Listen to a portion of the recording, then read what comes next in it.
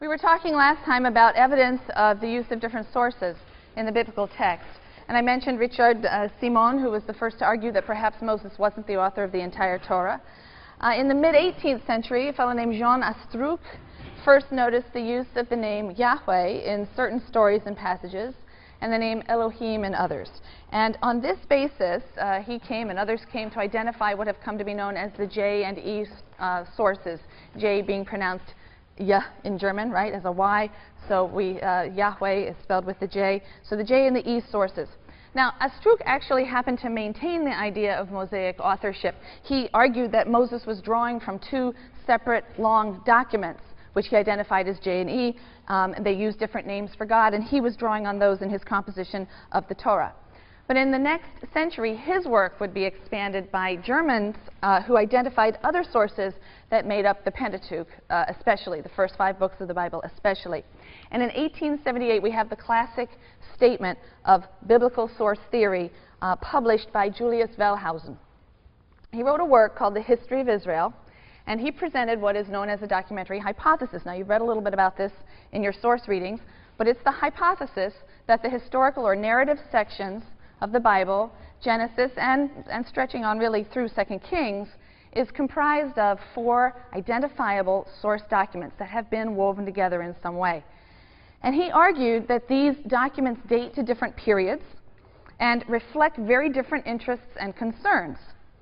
These 4 prior documents, he says, were woven together by somebody or some group of somebodies to form the narrative core of the Bible. And Wellhausen argued that these sources, therefore, do not tell us about the times or situations they purport to describe, so much as they tell us about the beliefs and practices of Israelites in the period in which they were composed. This is going to be an important claim. This is an important predicate of the documentary hypothesis. So although the sources claim to talk about events from creation, actually, forward, Wellhausen says, no, they really can only be used to tell us about the beliefs and religion of Israel from the 10th century, which is when he thinks the oldest was written, and forward. Now, his work created a sensation. It undermined, of course, traditional claims about the authorship of God and the work of Moses. It's still disputed by conservative groups and Roman Catholic authorities, although Roman Catholic scholars certainly teach it and adopt it. The 4 sources that were identified by Wellhausen are, as I said, the J source and the E source, but also P, the priestly source, and D, which is primarily the book of Deuteronomy. Now, as I said, the first 2 sources are named because of the names of God that they employ. But it goes a little deeper than that. According to J, the knowledge of the proper or personal name, if you will, of God, Yahweh, begins with the first human, with the Adam. So already in Genesis 4, Adam seems to know this name and refer to God by this name. If we look at other sources, such as P and even E, Yahweh's name is not known to humankind until he chooses to reveal it to Moses. And this happens in the time of the Exodus. So in Exodus 6, verses 2 to 3, which is assigned by source critics to the P source, the priestly source, God appears to Moses and he tells Moses then that he is Yahweh. He says, I appeared to Abraham, Isaac, and Jacob, the patriarchs before you, as El Shaddai, but I did not make myself known to them by my name, Yahweh. So the P source has a different sort of theology, if you will, of God's name, or the revelation of God's name. And the same sort of thing happens in Exodus 3, verses 13 to 16, and that's assigned to the E source. So once you've identified rough blocks of material according to not just the name of the deity, but also their assumptions about when humankind knows the name of the deity, then you could analyze these blocks or chunks of text and begin to identify certain characteristic features, their style, the terminology they use. And source critics were able to come up with a list of what they believed were the main characteristics of the various sources. So the main characteristics of the J source, which begins with the second creation story. So the J source picks up in Genesis 2, verse 4, second half of verse 4. It uses the personal name Yahweh for God from the time of creation, and that will be in your Bibles as Lord. It describes God very anthropomorphically. It's the J source that has God shut the door of the ark after Noah. It's the J source that has God smelling the sacrifice after the flood, the sacrifice that Noah offers. It's in the J source that God eats with Abraham and bargains with him. It's in the J source that God meets with Moses in this mysterious passage and tries to kill him one night. J has a very vivid and concrete earthy style. It uses the name Sinai, Mount Sinai, to refer to the place where the Israelites with Moses will conclude the covenant with God. As for the date, well, source critics felt that a clue to the dating of the J source could be found in the passage in which God promises a grant of national land to the Israelites. The boundaries of the land are given there as the river of Egypt, the Nile, and the Euphrates. And it was argued by some that those were basically the borders of the kingdom of Israel under David and Solomon. Think of 1000 as your date for David, and that's basically when the monarchy begins, all right? So the beginning of the 10th century, the argument is that under David and Solomon, the empire reached that boundary, and so clearly this is a writer from the 10th century who's seeking to justify Israel's possession of its kingdom from the river of Egypt to the Euphrates, and is presenting that kingdom as a fulfillment of a promise of land that God made to Israel's ancient ancestors. And for that reason, source critics thought, aha, J must date to about the 10th century, under the time of perhaps King Solomon. It also seems to reflect the interests of the South. Remember, we talked about the fact briefly that at a certain point in Israel's history, there's a division upon the death of Solomon in the late 10th century. The kingdom divides into a northern kingdom now called Israel and a southern, smaller kingdom called Judah. And the southern interests seem to be reflected in the J document. So, source critics decided this is a Judean document from the 10th century. The E source, which source critics say begins around Genesis 15, is really the most fragmentary. It seems to have been used to supplement the J source rather than to be used in any whole, in a larger form. So sometimes it seems very difficult to isolate, and there's a lot of debate over this. But the E source's characteristics are that it uses Elohim. Again, it's a plural form of the word God, or gods, but when it's used with a singular verb, it refers to the God of Israel. It has a much less anthropomorphic view of God. God is more remote. There aren't the direct face-to-face revelations in the E source. Most communications from the divine are indirect. They'll be through messengers or dreams.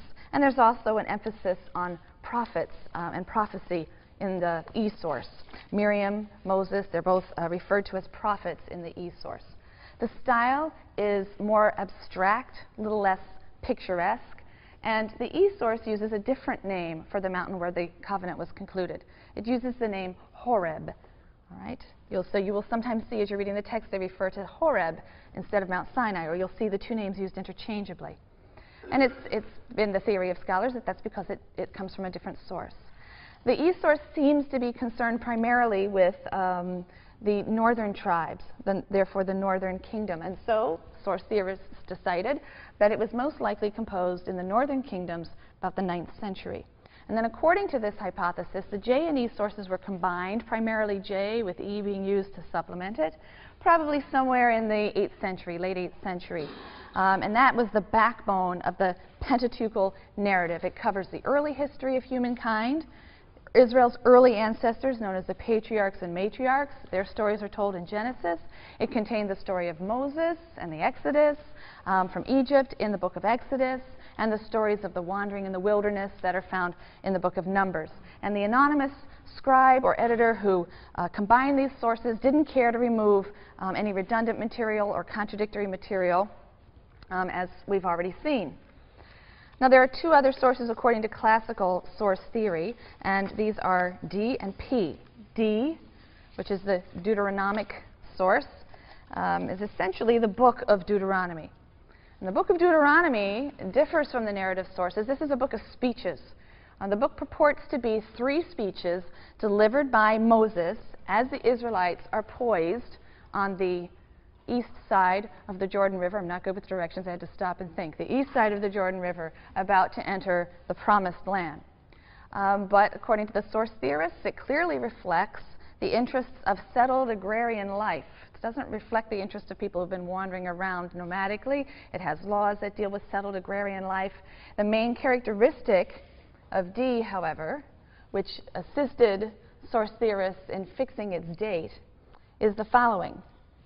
D is the one source in the Bible that clearly insists that one central sanctuary only is acceptable to Yahweh.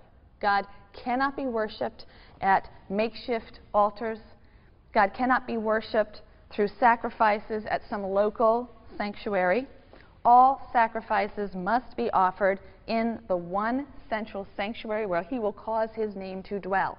It doesn't actually ever say Jerusalem, which is why Samaritans think that it's at Mount Gerizim and that they have the correct temple and they're authorized to offer sacrifices. Right? They got it wrong when they thought it was Jerusalem. Samaritans think that that's where God caused his name to dwell. So Jerusalem is not actually mentioned in Deuteronomy. That's a later reading. But the place where God will cause his name to dwell, and only there, at the temple there, can there be sacrifices. This is a very different perspective from other biblical books. So you're going to see in the stories of the patriarchs that they're wandering all around the land and they're offering sacrifices. And there are other books, too, where it's clear there are local shrines, local sanctuaries, local priests who are offering sacrifices for people throughout the land. But Deuteronomy insists one central sanctuary. All of the outlying altars and sacred places must be destroyed. Now, centralization of the cult was a key part of the religious reform of a king of Judah in 622. I've marked a couple of dates on the timeline up here. So 722 is the fall of the northern kingdom. 622, a reform by King Josiah in Judea. We read about this in one of the historical narratives where the temple's being refurbished. A book is found that says one central sanctuary. King Josiah says, what have we been doing? Get rid of the outlying altars. Everything has to be centralized here. So that reform, the Josiah's reform, has caused many scholars to associate Deuteronomy, the centralizing book or source, with the late 7th century around this time in Judah. The trouble is, D seems to reflect a lot of northern traditions, the interests of tribes who are in the north. Well, the northern kingdom was destroyed in 722, so this is the theory. Source critics conclude that D is an old source that was originally composed in the north, in the 8th century. When the northern kingdom fell, when the Assyrians conquered, and many Israelites would have fled to the southern kingdom, Deuteronomy, or the D source, was brought to Jerusalem, stored in the temple, where 100 years later it was discovered and its centralization was put into force by King Josiah. P is the priestly source, and that is found mostly in the books of Leviticus and the non-narrative portions of Numbers. Now, the major characteristics of P, the priestly source, are a great concern with religious institutions, with the sacrificial system, with the Sabbath, with holidays, with rituals like circumcision, the Passover, dietary restrictions, the laws of kashrut, the system of ritual purity and impurity, and also holiness, ethical holiness and cultic or ritual holiness. P does have some narrative, and you've read some of it. Genesis 1, the first creation account, is attributed to P. It's orderly, it's systematized, the God is extraordinarily abstract, because in the P source, another characteristic is that God is transcendent and even perhaps remote, much more so than in J, for example. Generally, in the P source, God is concealed and revealed only in his kavod.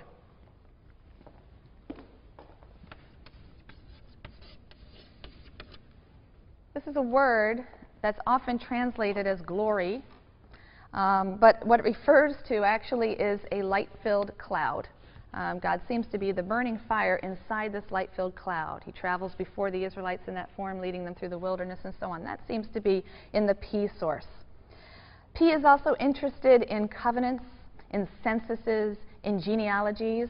All of those sections, very often that link stories, are attributed to the P source.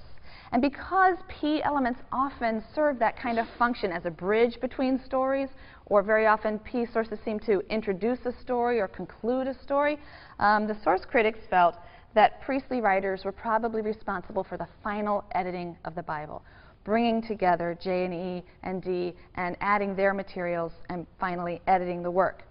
Now, Wellhausen dated the priestly source to the period, the exilic period, to the period after the fall of the southern kingdom in 586, when the Babylonians have taken many of the Judeans into exile in Babylon.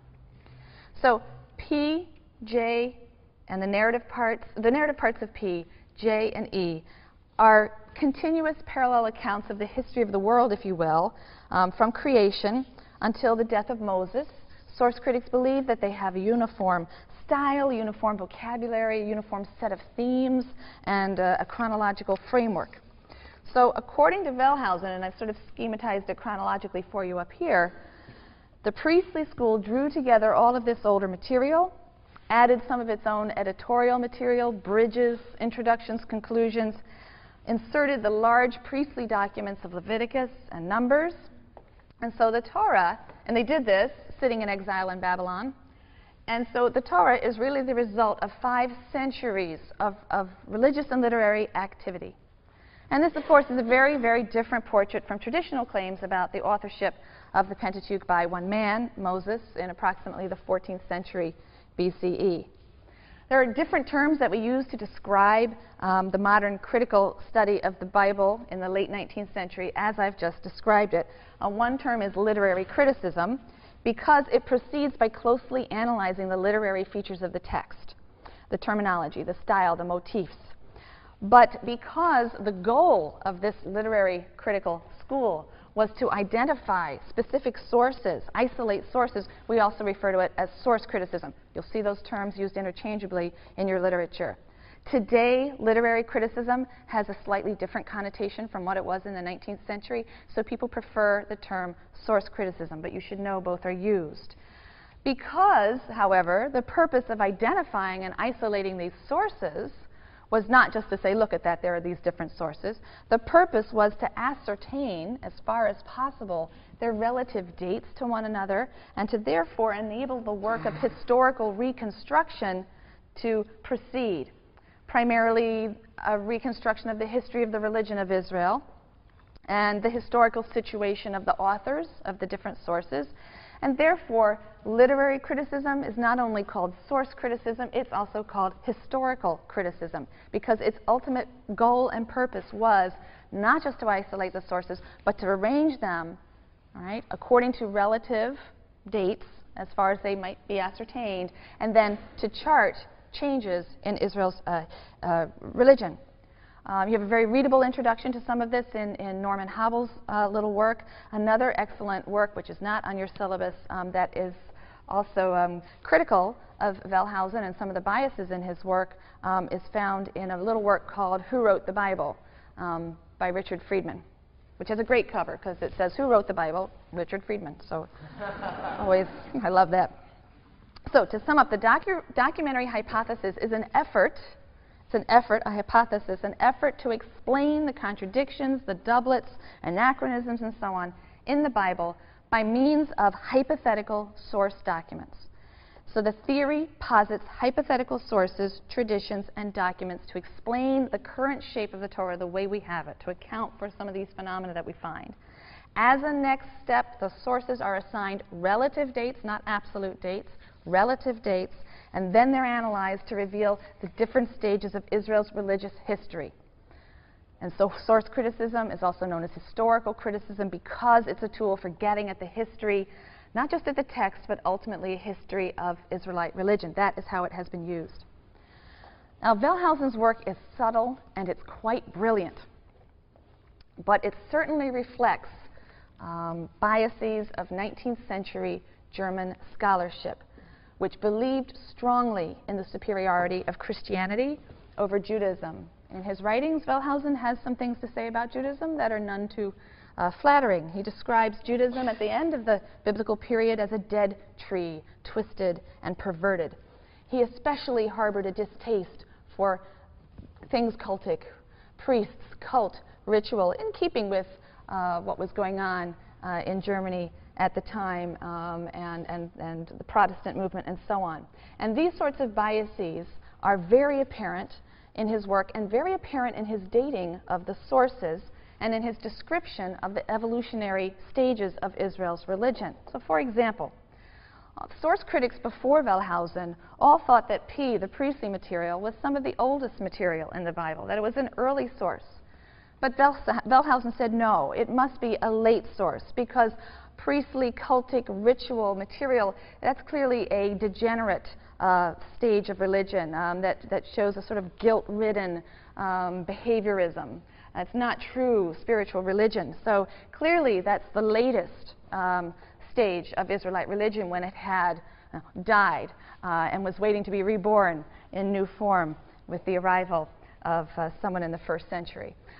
So clearly his dating of P owes a great deal to his biases and religious ideology. So he saw the priestly material as having to come from the exilic age, post-586. And this is one of Wellhausen's most controversial points that's still hotly debated today. And we're going to return to this debate when we actually take a look at Leviticus and Numbers. And when we, at that time, we'll be able to see what's at stake in the whole question of the dating of the priestly material.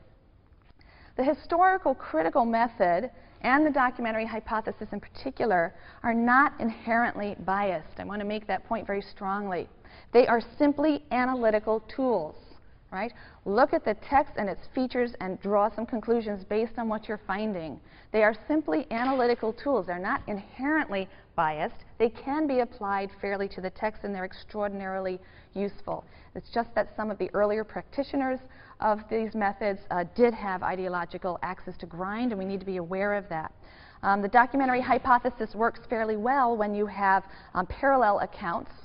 It works a little bit less well when the accounts are interwoven, because sometimes picking apart the sources can become dry and mechanical, sometimes to the point of absurdity. Some of the people who have carried this method to its extreme will go through and almost word for word, this is J, this is E, the next word is P. It's quite remarkable how certain they feel that they can break things down almost on a word-to-word basis, as if an editor sat there with scissors and paste and were cutting out word for word and putting them together. It sometimes can reach heights of absurdity, and it can really destroy the power of a magnificent story sometimes when you carve it up into pieces that on their own don't really make all that much sense. It needs to be remembered that the documentary hypothesis is only a hypothesis, an important one and a useful one, and I certainly have used it myself. But none of the sources posited by critical scholars has been found independently. We have no copy of J. We have no copy of E. We have no copy of P by itself or D by itself. So these reconstructions are based on guesses. Some of them are excellent, excellent guesses, very well supported by evidence, but some of them are not. Some of the criteria invoked for separating the sources are truly arbitrary and extraordinarily subjective. They are sometimes based on all sorts of unfounded assumptions about the way texts were composed in antiquity. And the more that we learn about how texts in antiquity were composed, we realize that it's perhaps not unusual for a text to use 2 different terms for the same thing within one story. Since we find texts in the 16th, 17th century BCE on one tablet using 2 different terms for a story, for 2 different terms to connote the same thing. So the criteria that are invoked for separating sources often ignore the literary conventions of antiquity. And the more that we learn about that, the better able we are to understand the way the biblical text was composed. Repetition isn't always a sign of dual sources. It often serves a rhetorical function. Variant terms aren't always a sign of dual sources. They may have a literary or aesthetic function. So while most biblical scholars today do accept some version of Wellhausen's theory, yes, we feel the Bible is composed of different sources, we don't always have tremendous confidence, though, in some of the finer details and conclusions of his work and the work of other scholars who followed after him. Some doubt the existence of E altogether. It is so fragmentary and so isolated. Others defend the antiquity of P. We'll be coming back to that. Others argue that everything's post-exilic. Everything's after the 5th century. It was written in the 4th, 3rd century in the Persian period. None of it comes from an older period. Scandinavian scholars, they're not enthusiastic about source criticism at all. The whole Copenhagen school of Bible scholarship many of them prefer to see the Bible as basically an oral narrative that just grew through accretion over time. So I did assign readings in the documentary hypothesis. It's extraordinarily important, but you do need to understand that it is one hypothesis, a major and controlling hypothesis out there, but it's not without criticism. Moreover, while it's a very important and worthwhile project to analyze the component sources and examine their specific concerns and contribution, and you'll see that I'm a very great fan of P, we must remember that whatever sources were woven together, they were woven together with great skill and care by a final redactor or redactors who wanted them to be read as a unity, and surely that must mean something. It must mean they can be read as a unity, and that's a challenge that's been issued to us. So the Bible can be read both analytically and synthetically. We need to combine an awareness of origins, right? Not gloss over the problems and the contradictions and say, well, we can resolve it by coming up with some strange scenario that makes both things work. Be aware that there are problems, contradictions, these derive from different sources, but also be sensitive to the artistry of the final composition. All right, and what does it mean that both of these elements have been retained here side by side? What is, the sum is greater than, what is the phrase? The whole is greater than the sum of the parts, right? So keep that awareness. And in the last 20 years or so, source criticism, actually 30 years or so, source criticism in the conventional sense of the analysis of documentary sources has been supplemented by other new and exciting methodologies in the study of the Bible, and we'll see some of those. I've also included as optional reading for you sometimes a couple of articles that have analyzed biblical stories. They're written by someone who thinks the documentary hypothesis just doesn't really help us out much at all. And she gives some wonderful, coherent readings of stories that argue this theme here or this contradiction here isn't a sign of a different source. It serves this literary purpose, that literary purpose. And I sort of put those in subversively for you to have a look at in your own time. They're brilliantly written, and they give you insight into the various ways in which we can read the text. But many of the alternative methodologies for studying the text do assume sources, even in some broad sense, if not all the details of Wellhausen's theory. So it's clear that a great deal of biblical scholarship owes its accomplishments and its theories to the work that was done by the source critics of the 19th century. I want to flip back to text for a moment before I return to talk about a whole sort of contradictory or set of methodologies or methodologies that pull in another direction. But first, I want to get us up to the patriarchs and matriarchs, where we're going to be starting off on Monday. We just have had a flood, and then we move into Genesis 10. And Genesis 10 contains a genealogical table of nations. In this table, peoples of various lands are portrayed as having descended from a common source, a common ancestor, Noah, through his three sons, Japheth and Ham and Shem. Shemites are said to descend from Noah's son, Shem. And the biblical text at this point is understanding humanity as basically sharing a common root, united by a common language.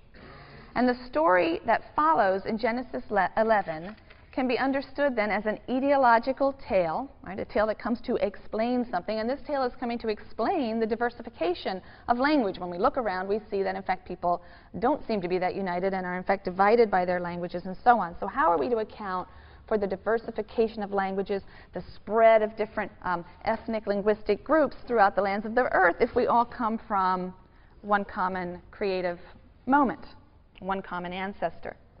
So Genesis 11 explains that. And so the story is therefore going to act as a bridge between the first section of Genesis, which has a universal scale, a universal scope, and what happens in Genesis beginning in chapter 12, where we're going to focus in on one ethnic linguistic group and one land. And this story serves as the bridge, first of all, explaining how it is that a united humanity speaking a common language even becomes diversified linguistically and ethnically, to then focus in on one group and one land.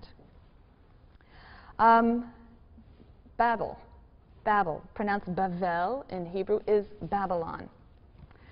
The tower in the story of the Tower of Babel is identified by scholars as a very famous tower, a ziggurat to Marduk in Babylon. The Bible's hostility to Babylon, after all, it's going to be the Babylonians who are going to destroy them in 586, but the Bible's hostility to Babylon and its imperialism is clear. This story has a sort of satirical tone. The word Babel, Bavel, means gate of the god, but it's the basis for a wonderful pun in Hebrew, which also actually happens to work in English. Babel, nonsensical speaking, all right, confusion of language, and I think there's obviously some onomatopoeic quality to Babel that makes it have that kind of a meaning both in English and a similar word in the Hebrew. So this word can also, with a little bit of punning, mean confusion or confused language. So this mighty tower, that was obviously the pride of Babylon in the ancient world, is represented by the biblical story writer as the occasion for the confusion of human language. The construction of Marduk's ziggurat is represented as displeasing to God. Why? There are very many possible interpretations, and our commentaries are full of them. Some interpreters view the tower builders as seeking to elevate themselves to storm heaven by building a tower with its top in the sky. Others see the builders as defying God's direct order. Remember, God said, be fruitful and multiply and fill the earth, spread out and fill the earth. But these people are said to come together, right? They congregate in one place, and instead of spreading out, they're trying to rise high. So there seems to be a real defiance of God's design for humanity, and so God frustrates their plan for self-monumentalizing, and he scatters them over the face of the earth. He makes it more difficult for them to do this again by confusing their tongues. So once again, there's a very steep learning curve for this God, right? He has to keep adjusting things depending on what it is that humans are doing. So now he's got to confuse their languages. Some interpreters see this story as representing a rejection of civilization or certain aspects of civilization, monumental architecture, empire building. These are always things that are looked upon with suspicion for most of the biblical sources and biblical writers. Those sorts of ambitions are viewed negatively. They lead to human self-aggrandizement. They are indicative of an arrogant sort of self-reliance that the prophets will certainly rail against, and in some sense a forgetting of God. So this is a time in which humans spread out, lose their unity, and this is also a time really where they turn to the worship of other gods. The first 11 chapters of Genesis then have given us a cosmic, universal setting for the history of Israel. Those first chapters cover 2,500 years if you go through and add up the chronologies. The rest of Genesis, Genesis 12 through 50, will cover just 4 generations. The generations of the patriarchs and the matriarchs. They will be Abraham and Sarah. Their son Isaac, his wife Rebekah, their son Jacob, his 2 wives, Rachel and Leah. I am leaving out other wives, but finally their children, 12 sons and 1 daughter. So God's focus has shifted dramatically. The text's focus has shifted dramatically. Why? When you get to the end of Genesis 11, you feel that God has been rather shut out. Things aren't going well. Although God created the earth as an intrinsically good paradise, he created humans in his image, he provided for them, humans to this point have put their moral freedom pretty much to poor use. Many scholars, Kaufman, Sarna, and others, say that one of the differences then between these myths of Israel and mythologies of their neighbors is that in ancient Near Eastern mythologies, you have the struggle of good and evil cosmic powers. In the myths of the Bible, this is replaced by a struggle between the will of God and rebellious humans. So these myths are telling also of a struggle, but it's on a different plane. Adam and Eve, Cain, the generation of the flood, the builders of the Tower of Babel.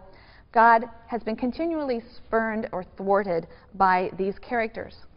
So he's withdrawing his focus and is going to choose to reveal himself to one small group, as if to say, okay, you can't reach everybody, let me see if I can just find one person, one party, and start from there and build out.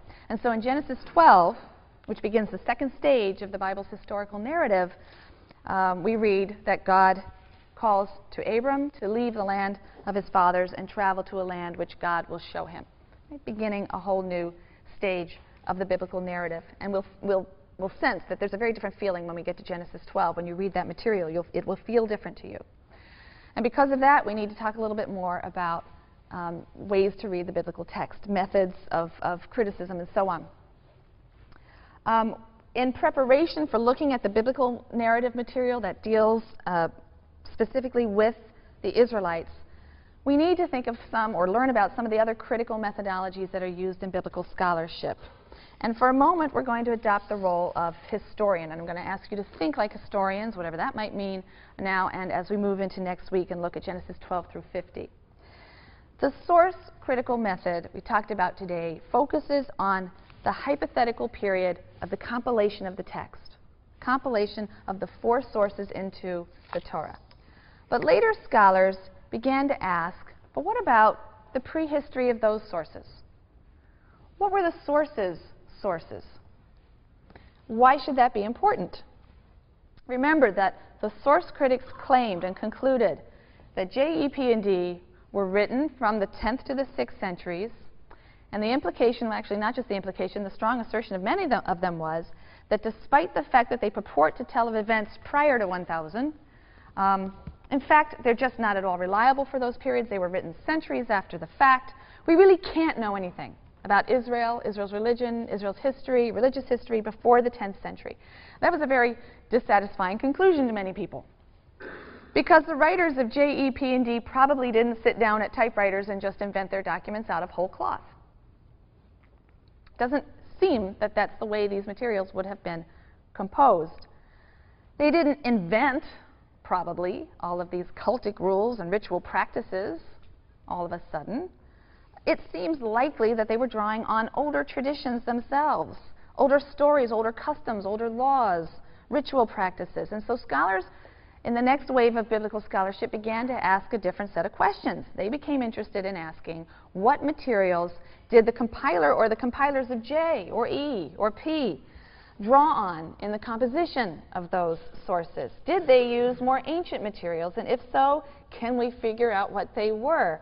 And do they contain reliable traditions for an earlier stage? And if so, then maybe we do have access, after all, to information regarding Israelite history prior to the year 1000. And so suddenly you see an analytical approach to the Bible that's going to pull in the exact opposite direction from the classical source theory. And one of the leading scholars to take up this question was Hermann Gunkel, whose name is at the top over there.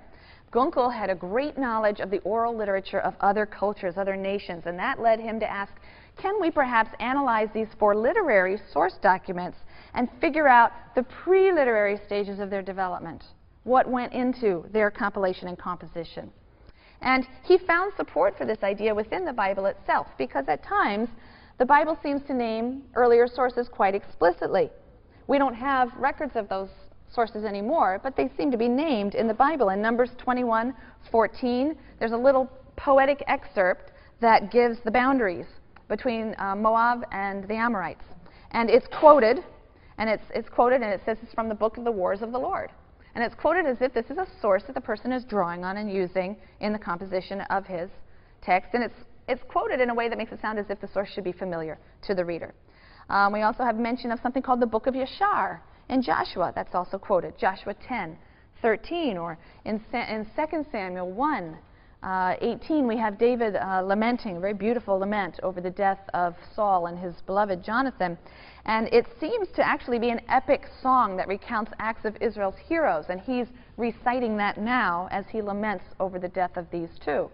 And so it seems to be an earlier source that's been put into the story of David and his lament. So it seems reasonable in light of the practices of other people, other ancient cultures and literatures, as well as some contemporary literatures. And it seems reasonable in light of the explicit citation of sources in the biblical text to suppose that, in fact, the 4 primary documents are themselves compilations from other source materials or drawing on written or oral material from an even earlier period. So Gunkel began to focus on small little units. He was interested in small units within the 4 primary documents, and he identified genres or forms, what he called forms. The German word is a Gattung, Gattungen, forms. He would identify these small units, and that gave rise to the name of this approach, which is form criticism. He believed that what he was doing was identifying older pre-literary forms that had been taken up and incorporated by the literary sources, by J, E, P, and D. Examples of the kinds of forms, a Gattung, that he would identify were things like a hymn, a proverb. We also often have biblical texts quoting proverbs that seem to be folk sayings, laws, rituals, folk stories of a particular type, poems, legends, songs, fragments of mythology. So, for example, he says of Genesis 6, verses 1 through 4, passage that you've read, "When men began to increase on earth and daughters were born to them, the divine beings saw how beautiful the daughters of men were and took wives from among them that pleased them. The Lord said, My breath shall not abide in man forever, since he too is flesh. Let the days allowed to him be 120 years. It was then, and later too, that the Nephilim, these giants of some kind, appeared on earth, when the divine beings cohabited with the daughters of men who bore them offspring," these giants, these Nephilim, "and they were the heroes of old, the men of renown." And it's just stuck in there in Genesis 6, 1 through 4. He says this is an older fragment of a mythology or a legend which is put into place here. It's explaining the origin of heroes and great men of renown in the old days. He also says that there are etiological stories. We've talked about those, legends that give the origin of a name or a ritual or an institution. There are different types of etiological stories.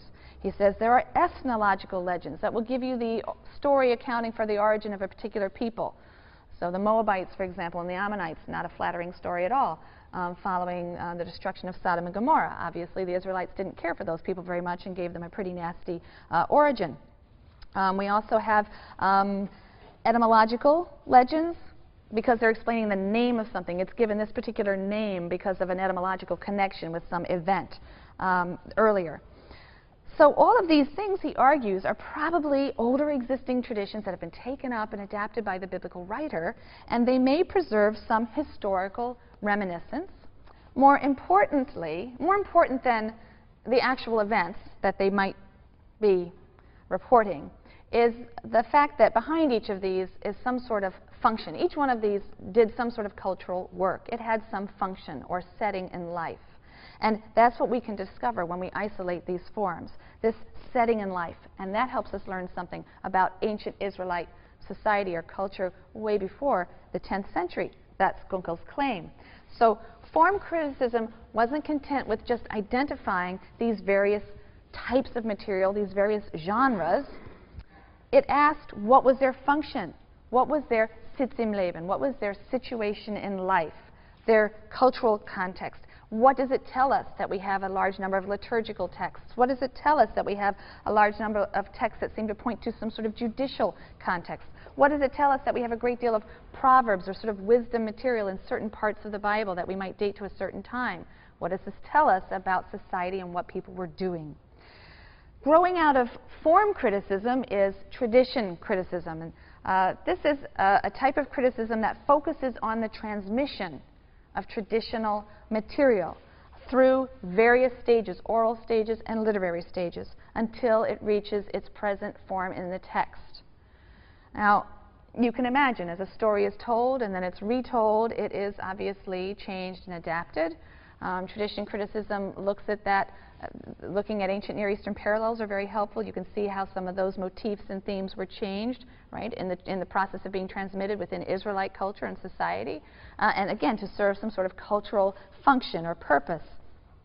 So the present text of the Pentateuch obviously rests on a very, very long period of transmission, both oral recitation and transmission, very much like the Greek classics, Homer's classics, the Odyssey, the Iliad. They also had a long history of oral recitation and transmission and were transformed along the way. And tradition criticism likes to look at the way people receive traditional material, rework it in creative ways, and then adapt it to their own purposes and context and transmit it. Sometimes that process is reflected in the Bible itself. Traditions in one part of the Bible will be picked up in a later part of the Bible and written rather differently with a different point of view. So Deuteronomy, for example, recounts events that we've also read about in Exodus. And sometimes the differences are startling. Sometimes there are completely new emphases. And the story can come out to be a very, very different story. First and Second Chronicles are a retelling and a reworking of much of the material from Genesis through 2 Kings. And it tells that it cleans up a lot of the embarrassing moments. It presses its own themes in retelling those stories. Early laws are subject to reinterpretation. Ezekiel comes along and does some interesting things with some of the legal material that we find in Leviticus. This is all the kind of thing that tradition criticism looks at. Tradition criticism wants to uncover the changes that occur in the transmission of traditional material. It's already happening. We can see it within the Bible, and the assumption, therefore, is that it happens before the material even gets into the Bible. Perhaps we can figure some of that out. And it's a process that also aids in historical reconstruction. So you can see, after classic source criticism, which came along and sort of leveled people's interest in anything before the 10th century and said, all we have are these written accounts that reflect the biases of the people at the time who wrote them, you then have a rise of types of scholarship that say we're not satisfied with that. That's not really how literature works. People don't sit down and invent things out of whole cloth, particularly material of this type. It clearly has a history. They're clearly drawing on sources, and maybe we can use analytical tools to figure out something about the period that you might think would be lost to history. So these types of criticism are emphasizing the real-life historical setting of the materials that are in the biblical sources, their relationship to the wider culture. That's something that earlier source criticism didn't care too much about. All of these analytical modes of studying the Bible, by analytical I mean sitting down and analyzing the features, the literary features of the text and drawing conclusions from them. All of these modes of examining the Bible, most of them developed by German scholars, can be contrasted with a North American tradition of scholarship which emphasized the correlation of biblical and archaeological data. I've written the name Albright. William F. Albright was a leading scholar of the American School of Biblical Studies, and he was an expert in the fields of Palestinian archaeology and Assyriology. He focused on illustrating the Bible with the ancient Near Eastern sources that at that time were newly coming to light, archaeological findings. And his argument was, and it's an argument that's to a large degree not accepted anymore, but his argument at the time was that archaeology supported the basic historicity of biblical tradition. And there are some definite problems, however, with viewing the Bible as history. There are certainly problems with chronology. It's hard to pin down dates on a lot of things. Many of the events were given more than one date. A lot of the numbers, the Bible tends to use ideal numbers. It tends to use 5s and multiples of 5s, or multiples of 5 plus 7. You have 10 generations from Adam to Noah. You have 10 generations from Noah to Abram. These things begin to raise suspicions. We have suspicious repetitions of events, things that happen to 2 or more of the patriarchs. Twice Abraham goes into foreign territory and tries to pass his wife off as his sister. Isaac does the same thing. Are these 3 versions of one basic tradition that got assigned to different patriarchs? Are we supposed to think of these as representing 3 separate historical incidents? What's the likelihood of these things happening? Is that historically reasonable? So there are lots of reasons to feel that biblical chronologies of the patriarchal period are not accurate historical records. I use that phrase with some timidity. But in the 20th century, scholars of Albright's school argued that many of the traditions in the book of Genesis contained authentic reflections of the historical period they claimed to deal with. And they cited a number of considerations. So we'll take those up on Monday, but I would like you, as you read Genesis 12 and forward and think about that material, I'd like you to ask yourself, is this historical writing? By what criteria do I judge historical writing? What do I think historical writing is? What makes some writing historical? What makes other writing fictional? Where do we get these genres from? Why is it so important to us to figure out what this is? Think about some of those issues, and we'll talk a little bit more about that as we turn to the text in Genesis 12.